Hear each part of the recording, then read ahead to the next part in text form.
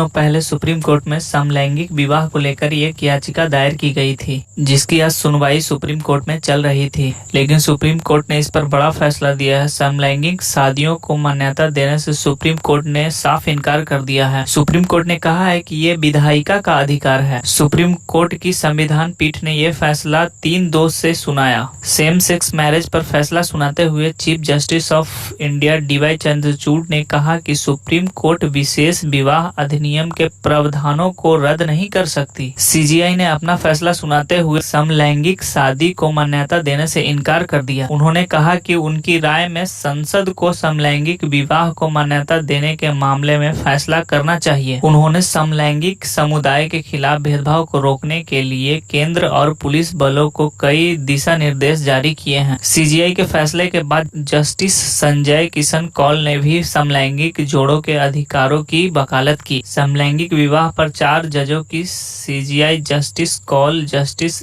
S Ravindra Bhat और justice PS Narasimha ने बांटा हुआ फैसला सुनाया। जस्टिस हिमा कोहली भी इस बेंच का हिस्सा हैं। हालांकि CJI ने समलैंगिक जोड़ों को बच्चों को गोद लेने का अधिकार दिया है। CJI ने केंद्र और राज्य सरकारों को समलैंगिकों के लिए उचित कदम उठाने के आदेश दिए हैं। हालांकि जस्टिस भट्ट ने कहा वे समलैंगिक जोड़ों को गोद लेने की अनुमति देने वाले CJI की राय से असहमत हैं। CJI ने केंद्र के कमेटी बनाने के सुझाव को माना। CJI ने कहा हम समलैंगिक व्यक्तियों के अधिकारों पर विचार करने के लिए मुख्य सचिव और अन्य अधिकारियों समेत एक समिति गठित करने के केंद्र सुझाव को स्वीकार करते हैं। समिति इस बात पर विचार करेगी कि क्या समलैंगिक पार्टनर को राशन कार्ड, चिकित्सा निर्णय, जेल यात्रा या सब प्राप्त करने के अधिकार के तहत परिवार माना जा सकता है। IT अधिनियम के तहत वित्तीय लाभ, ग्रेजुएटी पेंशन आदि पर कैबिनेट सचिव के अध्यक्षता वाली समिति की रिपोर्ट दी जाएगी